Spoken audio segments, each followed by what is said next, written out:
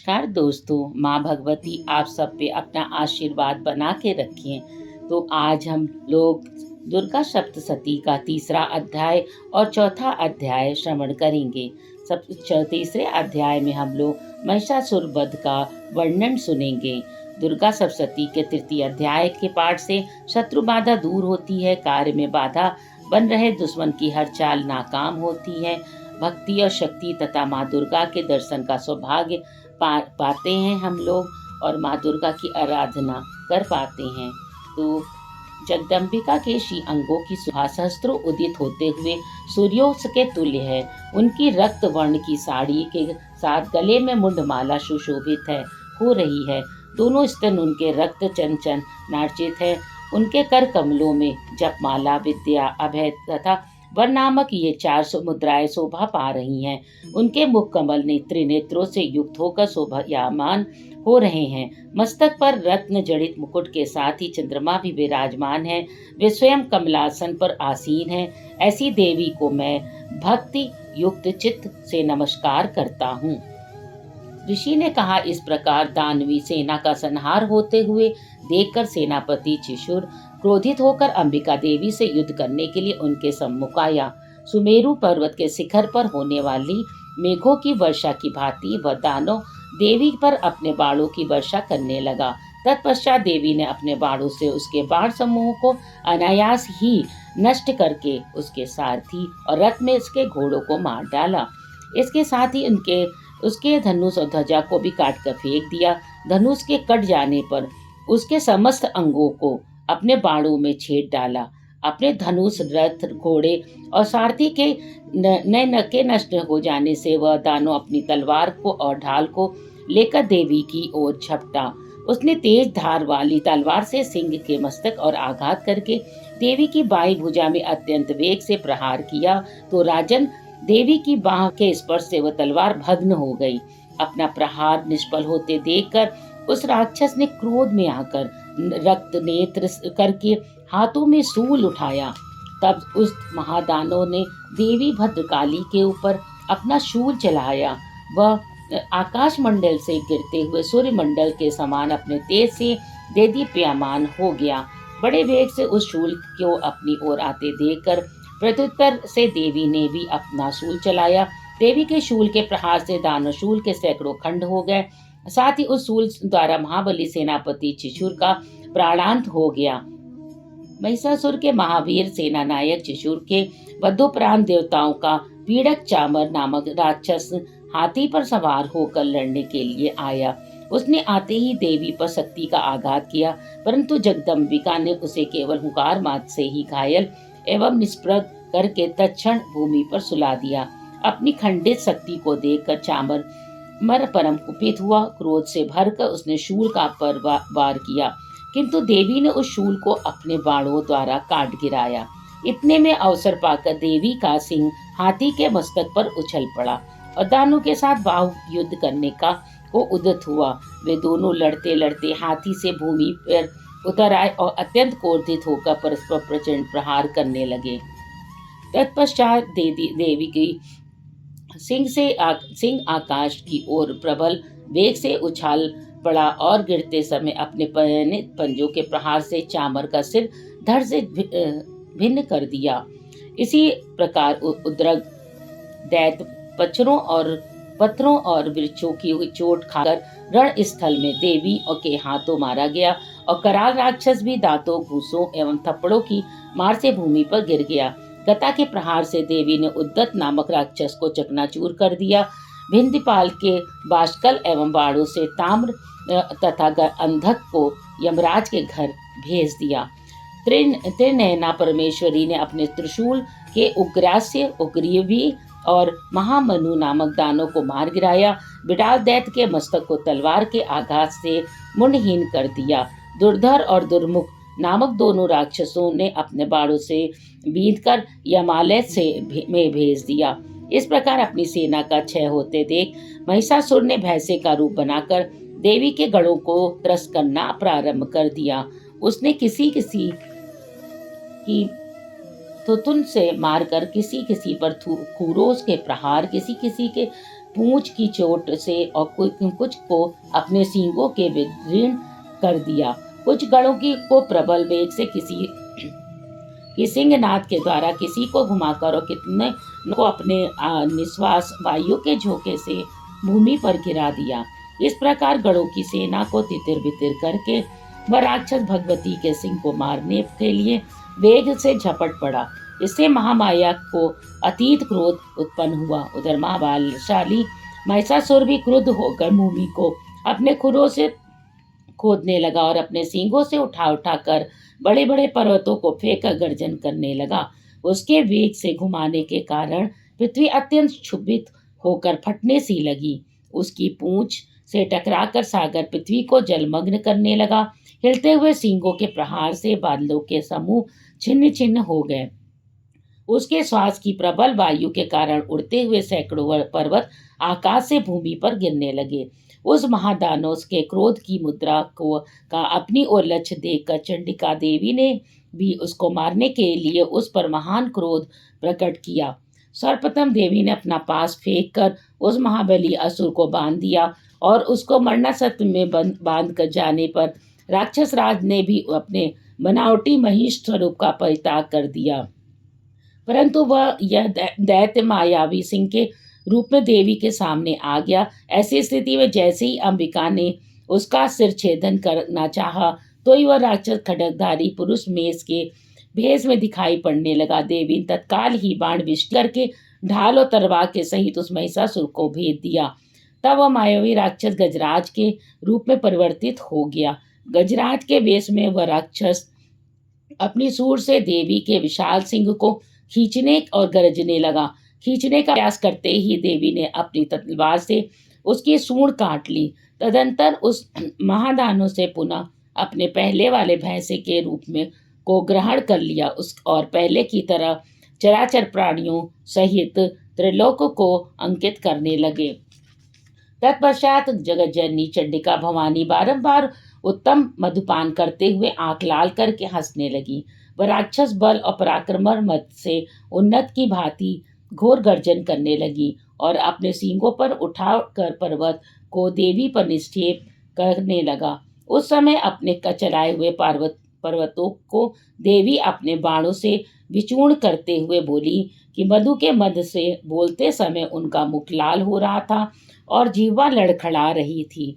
देवी बोली कि ओ मूढ़, मैं जब तक मधुपान करती हूँ तब तक तू खूब मनमानी गरज ले। मेरे हाथ में यही तेरी मृत्यु होने पर अब शीघ्र ही देवगण भी गर्जन करेंगे। ऋषि ने कहा। ऐसा कहकर देवी उछलकर उस दैत्य पर चढ़कर बैठी और उनके पैरों से उसे दबोचकर देवी ने शूल से उसके कंठ स्थल पर प्रहार किया। दबाव के शिकंजे में जकड़ा होने पर भी महिषासुर अपने मुख से वह शरीर के अर्धभाग से भी बाहर निकल सका था। देवी ने अपने बल से उसे रोक लिया। वह दैत्य अर्ध निर्गतावस्था में ही देवी के साथ युद्ध में लग गया। तब देवी ने बहुत बड़ी तलवार से उसके मस्तक का छेदन कर दिया। महिषासुर के मरते ही उसकी बची खुची सेना हाहाकार करती हुई भाग खड़ी हुई तथा समस्त देव अत्यंत आनंदित हुए। देवताओं ने दिव्य महर्षियों के साथ मिलकर भगवती दुर्गा की स्तुति की।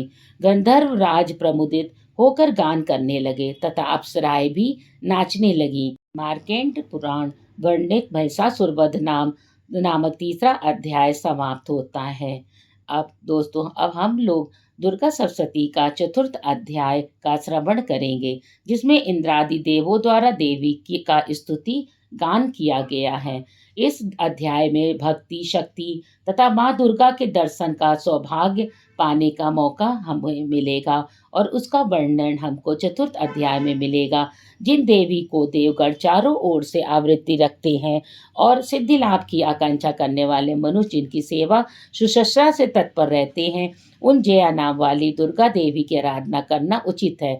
उनके अंगों का वर्ण काले मेघों के समान श्याम का रंग है और उनके कटाक्ष मात्र से ही शत्रु समूह भयाकुल हो उठता है। उनके मस्तक पर चंद्रमा की रेखाबद्ध होकर शोभयामान होती है। उसके हाथों में शंख, चक्र, तलवार, त्रिशूल आदि शोभित है। वे 3 नेत्रों वाली देवी अपने वाहन सिंह के कंधों पर सवार होकर अपने तेज से त्रैलोक को पूर्ण कर रही हैं।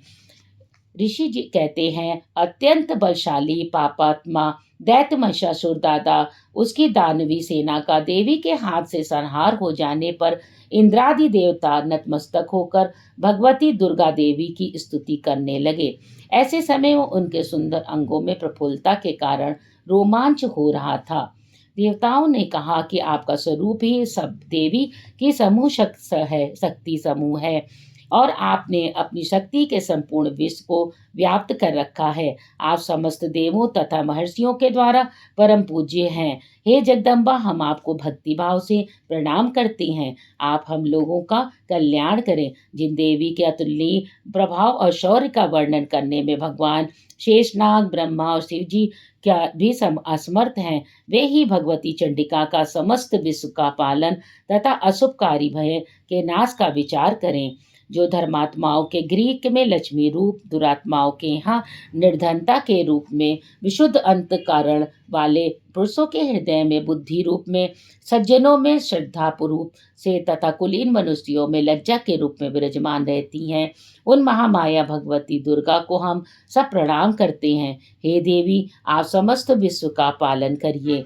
हे देवी, हम आपके इस अचिंतनीय रूप का, असुरों के संहारक शौर्य तथा संपूर्ण देवदानों के सम्मुख उत्पन्न किए हुए अद्भुत चरित्र का वर्णन नहीं कर सकते।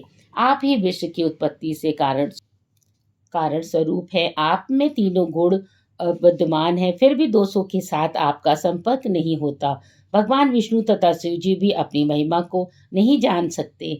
यह अचराचर विश्व का आपका अंश है, जो आप ही सब जीवों के लिए आश्रयभूत हैं, क्योंकि एकमात्र आप ही सबकी मूलभूत अव्याकृता प्रकृति हैं। हे देवी, जिसके उच्चारण से सभी यज्ञों में देवताओं की तुष्टि होती है, वह स्वाहा आप ही हैं। इसके अतिरिक्त आप पितरों को भी तृप्त प्रदान करती हैं। इस कारण सभी लोग आपको स्वधा के नाम से संबोधित करते हैं। हे देवी, आप ही पराविद्या हैं, जिससे मोक्ष की प्राप्ति अचिंत्य महाव्रत स्वरूपता, समस्त देशों में हीनता, जितेंद्रियता तत्व की सारता होती है। सभी मुनिजन जिसके लिए निरंतर अभ्यासशील रहा करते हैं।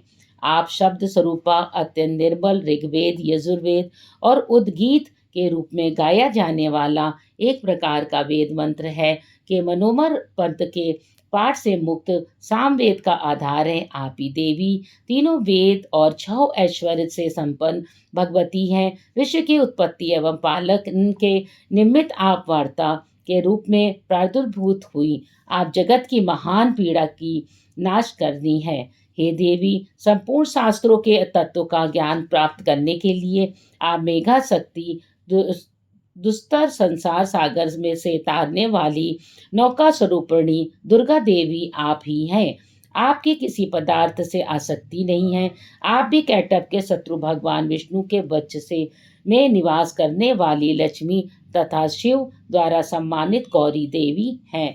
आपका मुख कमल मृदु हास्य से युक्त निर्मल पूर्ण चंद्रबिंब के समान उत्तम स्वर की सुंदर आभा से भासित है। फिर भी आपके इस अनुपम लावण्य को देखकर महिषासुर ने कुपित होकर आप पर आघात कर दिया। यह बात आश्चर्य में डाल देने वाली है। हे देवी, वही मुख जब क्रोध की मुद्रा में उदयकालीन चंद्रमा के समान अरुण तथा वक्र भावों के कारण भयंकर हो उठा, तब उस रूप को देखकर महिषासुर का सहसा प्राणांत नहीं हुआ।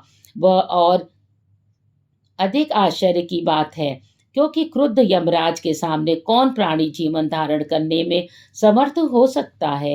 हे परमात्म स्वरूपा देवी, आप प्रसन्न हो। आपके प्रसन्न होने पर विश्व का उत्थान होता है, कुपित होने पर कितने ही अंशों का नाश होता है। यह बात अनुभव द्वारा ही प्रत्यक्ष प्रमाणित हुई है। आपकी क्रोधाग्नि में महिषासुर की विशाल वाहिनी में क्षण मात्र में भस्म उठी है। आप सदैव अभ्युत करवी के हैं। आप जिन लोगों पर कृपा दृष्टि रखती हैं, वे ही लोग देश में सम्मान, धन, ख्याति प्राप्त करते हैं। उन लोगों का धर्म कभी शिथिल नहीं होता तथा वे ही अपने स्त्री, पुत्र और भृत्यों के साथ रहकर धन्य होते हैं। हे देवी, आपके ही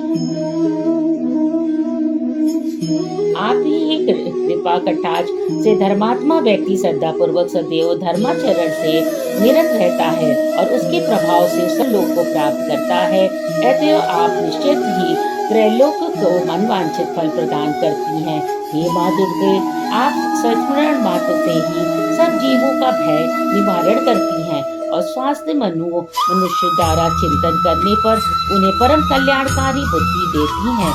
उत्तरी और भयहारी देवी, आपका चित्त परोपकार के निमित्त सदैव द्रवित रहता है, ऐसा दूसरा कौन है। हे देवी, जो राक्षस अनंत काल तक नरक भोग करने के लिए पापचर करते रहे, उन्हें युद्ध में वध करके स्वर्ग भेजने तथा संसार को सुखी करने के उद्देश्य से ही आप उनका वध करती हैं। आप अपने शत्रुओं पर शस्त्रों का आघात क्यों करती हैं? आप केवल अपने दृष्टिपात से ही संपूर्ण दैत्य समूहों को भस्म कर सकती हैं, तो भी आप ऐसा न करके युद्ध स्थल में उनका संहार करती हैं। इस बात में भी कुछ रहस्य जान पड़ता है। वह यह है कि मेरे शस्त्रों के पहाड़ से पवित्र होकर ये सब स्वर्गपुरी में जाएं। इस प्रकार उनके प्रति भी आपके उत्तम विचार होते हैं। खड्ग की तेजो राशि की भयंकर दीप्ति और आपके त्रिशूल के अग्रभार की धनीभूत कांति के चकाचौंध होने पर भी असुरों की आंखें नष्ट नहीं हुई, क्योंकि वे सब मनोरम किरणों से युक्त आनंद प्रदान करने वाले आपके मुख चंद्र का दर्शन कर रहे थे। हे देवी, आपका शील दुरात्माओं के व्यवहार का निवारक है। आपका रूप अचिंतनीय है, अतुलनीय है। आपका पराक्रम देवताओं के विजेता दैत्यों का नाशक है। इस प्रकार आपने अपने शत्रुओं का सदैव दया की ही दर्शाया है। हे वरदा त्रिदेवी, आपके इस शौर्य की तुलना कहीं भी नहीं हो सकती। शत्रुओं को त्रस्त करने वाला यह अत्यंत मनोहारी रूप है, अन्यत्र कहाँ दिखाई पड़ सकता है। हृदय में दयालुता और युद्ध में निर्दयता, ये दोनों बातों पर एक साथ होने का भाव त्रिलोक में आपके सिवा और किसी से भी नहीं है।